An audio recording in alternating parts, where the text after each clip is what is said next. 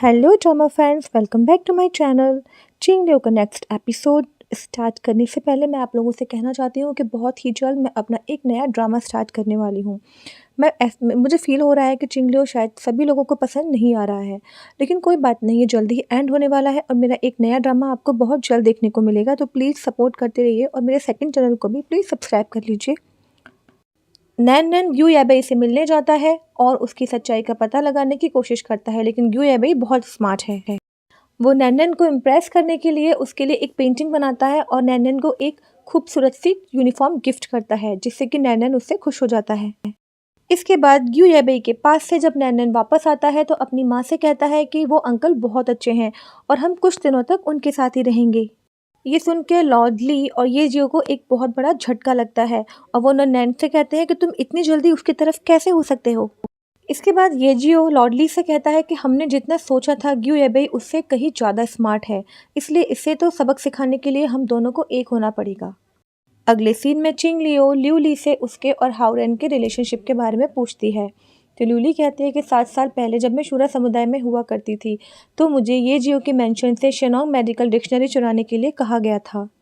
और फिर flashback start होता है।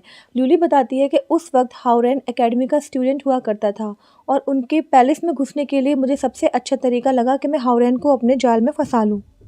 और इसीलिए ल्यूली एक डांसर बनकर हाओरेन के सामने जाती है और उसे अपने जाल में फंसाने की कोशिश करती है, लेकिन हाओरेन ज़रूरत से ज़्यादा शरीफ था।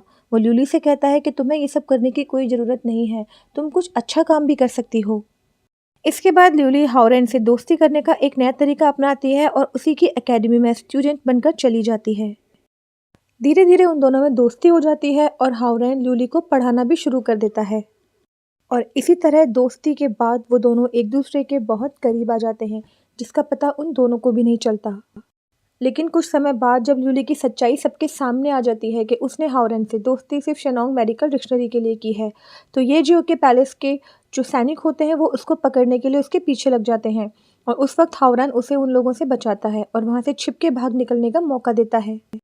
तब हाओरेन की फीलिंग्स अपने लिए जानकर ल्यूली समझ जाती है कि हाओरेन उससे सच्ची दोस्ती रखना चाहता है और वो हाओरेन को समझाती है कि हम दोनों के बीच में किसी भी तरह का रिश्ता मुमकिन नहीं है, क्योंकि तुम इस पैलेस से बिलोंग करते हो और मैं शूरा समुदाय से हूँ। और उसके बाद से इनका रिश्ता ख़त्म हो चुका था, क्योंकि ये दोनों कभी मिले ही नहीं थे। यहाँ फ्लैशबैक ख़त्म हो जाता है। अब हाओरेन येजियो से कहता है कि हाँ, ल्यूली को मैं पहले पसंद किया करता था, लेकिन जो उसने उस वक्त किया उसकी वजह से मैं उस पर दोबारा भरोसा नहीं कर सकता। वहीं ल्यूली भी चिंगलियो से कहती है कि माना मैं हाओरेन को पसंद करती हूँ, लेकिन वो अभी भी मुझसे नफरत करता है और मुझ पर भरोसा नहीं करता और उसकी ये बात मुझे बिल्कुल पसंद नहीं। उधर येजियो इस बात से परेशान था कि ग्यू येबेई अगर कोई खेल खेलना चाहता है तो कहीं उसकी वजह से चिंगलियो और नैनन को कोई नुकसान ना हो जाए, इसलिए वो ग्यू येबेई का पीछा करना स्टार्ट करता है। लेकिन ग्यू येबेई चिंगलियो के पास जाता है और उसे नैनन के लिए एक मेडिसिन देता है और कहता है कि नैनन का एग्ज़ाम होने वाला है और इस मेडिसिन की वजह से उसकी मेमोरी बहुत शार्प हो जाएगी। वो ऐसा कुछ भी नहीं करता जिससे कि उसके ऊपर शक किया जा सके।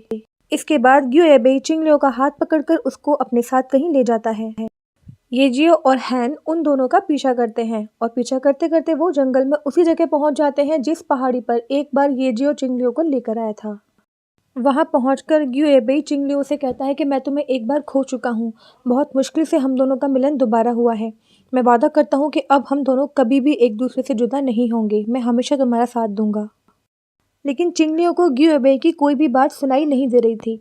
उस जगह पहुंचकर उसके दिमाग में सिर्फ वही सब चल रहा था जब ये जियो ने एक बार इसी पहाड़ी पर आकर उसे अपने गले से लगाया था और अपने प्यार का इजहार किया था। उधर ग्योएबेई चिंगलियो का हाथ पकड़कर उसे अपने प्यार का यकीन दिलाने की कोशिश करता है। उधर येजियो छुपकर ये सब देख रहा होता है और उसे उन दोनों का इतने करीब होना बिल्कुल नहीं भाता। नेक्स्ट मॉर्निंग मोजियान येजियो के पास आती है और कहती है कि आपके कहे के अनुसार मैंने ग्योएबेई के पूरे बैकग्राउंड का पता लगाया है, लेकिन उसमें कहीं भी ऐसा कुछ दिखाई नहीं देता जिससे मैं ये लगे कि वो कोई चाल खेल रहा है। कहीं सच में वो नैनन का फादर तो नहीं। तो ये जो कहता है कि सबूतों को तो आसानी से मिटाया भी जा सकता है।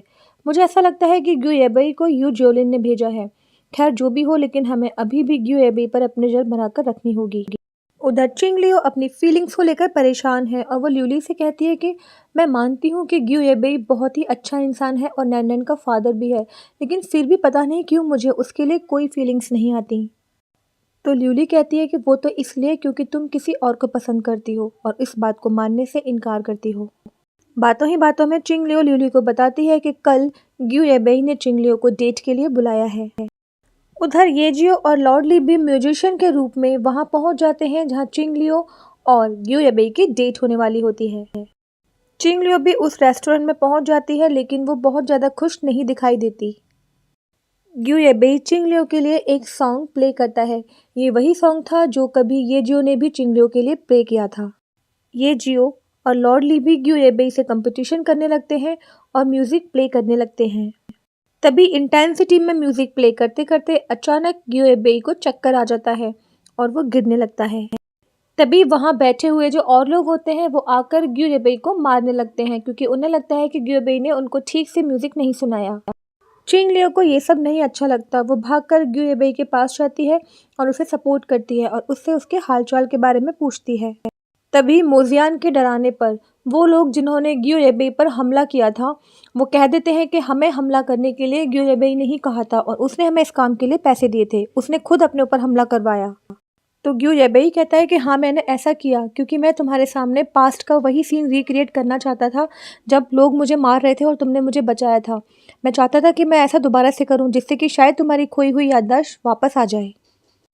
नेक्स्ट डे लॉर्ड ली और येजियो दोनों चिंगलियों को बुलाकर लाते हैं और कहते हैं कि हमें यहाँ से झांक कर देखना होगा। मुझे पूरा भरोसा है कि ग्यू येबेई शिनोंग मेडिकल डिक्शनरी को चुराने की कोशिश करेगा और तब तुम्हें हम पर यकीन हो जाएगा कि वो नैन नैन का फादर नहीं है बल्कि सिर्फ तुम्हारा फ़ायदा उठाना चाहता है। और वो तीनों दरवाजे के अंदर से ग्यू येबेई की हरकतों को देखने के लिए झांकने लगते हैं। लेकिन ग्यू येबेई बहुत स्मार्ट होता है। वो डिक्शनरी की जगह सिर्फ मेडिसिन को लेता है और उसे पी लेता है। तो चिंगलियो येजियो और लॉर्ड ली से नाराज हो जाती है और कहती है कि अब तुम दोनों का शक खत्म हुआ या अभी भी कुछ बाकी है। इसके बाद चिंगलियो ग्यू येबेई के साथ रहने का प्लान बना लेती है और येजियो उससे पूछता है कि क्या तुम सच में डिसाइड कर चुकी हो कि तुम्हें ऐसा करना है। तो चिंगलियो कहती है कि मैं यहाँ सिर्फ नैन नैन के बायोलॉजिकल फादर को ढूंढने आई थी और अब वो मुझे मिल चुका है और वो कैरेक्टर का अच्छा है और नैन नैन भी उसे पसंद करता है, तो मुझे ऐसा करना ही होगा।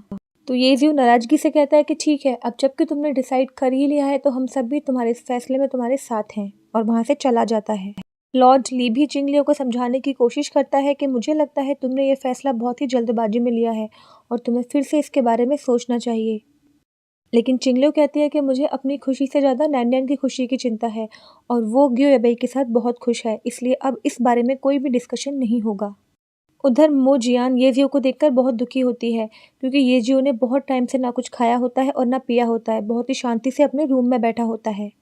इसके बाद येजियो हावरान से कहता है कि भले ही चिंगलियो ने ग्यू येबेई के साथ जाना मंजूर कर लिया हो, लेकिन मैं इतनी आसानी से हार नहीं मानूंगा।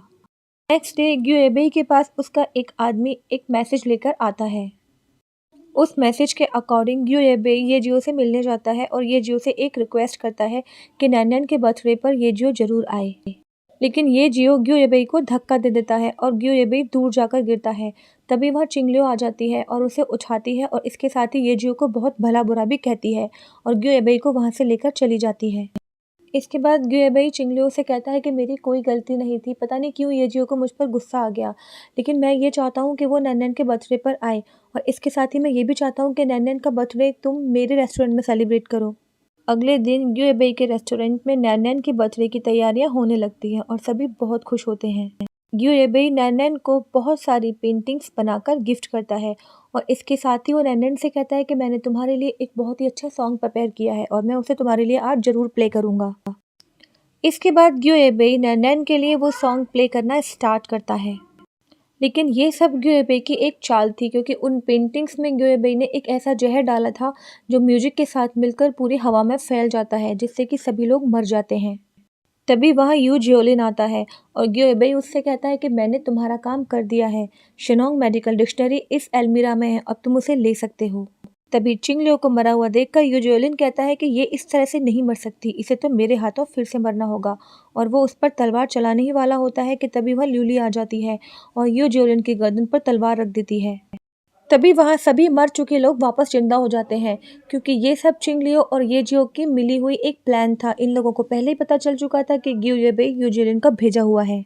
चिंगलियो ग्यू येबेई से कहते हो कि तुम खुद को बहुत स्मार्ट समझते हो ना, मुझे तो पहले दिन से ही पता था कि तुम झूठ बोल रहे हो। यूएबेई उससे अपनी जान की भीख मांगने लगता है कि हमारे बीच में कुछ समय तो अच्छा गुजरा ही है ना, क्या तुम उस समय के लिए मुझे माफ़ नहीं कर सकती? लेकिन चिंगलियो यूएबेई को एक ऐसा जहर देती है जिससे कि वो तड़प तड़प के मर जाता है। और इसके बाद चिंगलियो खुद से कहती है कि अगर तुमने मेरे साथ गलत किया होता तो शायद मैं तुम्हें माफ़ कर देती, लेकिन तुमने मेरे बेटे नैन-नैन को नुकसान पहुंचाने की कोशिश की है और इसके लिए तो मैं तुम्हें कभी माफ़ कर ही नहीं सकती थी। ये सब ड्रामा तो ख़त्म हो जाता है, लेकिन नैनन बहुत परेशान हो जाता है क्योंकि उसका बर्थडे ख़राब हो चुका था और वो चिंगलियो से इसी बात की कंप्लेन करता है। तभी येजियो क्लैपिंग करता है और उसके एक इशारे पर ढेर सारी लैंटर्न्स आकाश में उड़ने लगती हैं, जिन पर लिखा होता है हैप्पी बर्थडे नैनन। ये देखकर नैनन बहुत खुश हो जाता है और येजियो से कहता है कितना अच्छा होता ना अगर हम भी इन लैंटर्न्स के जैसे उड़ सकते। तो येजियो नैनन की ये इच्छा भी पूरी कर देता है और वो तुरंत ही हॉट एयर बलून मंगवाता है, जिसमें वो तीनों उड़कर ऊपर जाने लगते हैं। बेचारे लॉर्डली को ये सब देखकर एक पल के लिए दुख जरूर होता है, लेकिन मैं ये सोच के अपने दिल को मना लेता है कि अगर चिंगलियो खुश है तो उसकी खुशी में ही मेरी खुशी है।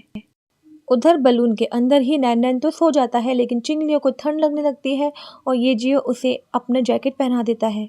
इसके बाद येजियो चिंगलियो का हाथ पकड़ता है और उससे अपनी फीलिंग्स कह देता है और कहता है कि तुम्हारे मन के बारे में मैं कुछ नहीं जानता, लेकिन मैं तुमसे बहुत प्यार करता हूँ।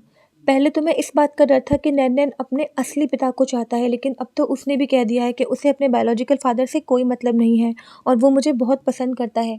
तो क्या तुम मुझे एक मौका नहीं दे सकती? क्या हम दोनों साथ नहीं हो सकते? मैं सिर्फ ये जानना चाहता हूँ कि तुम इस बारे में क्या सोचती हो।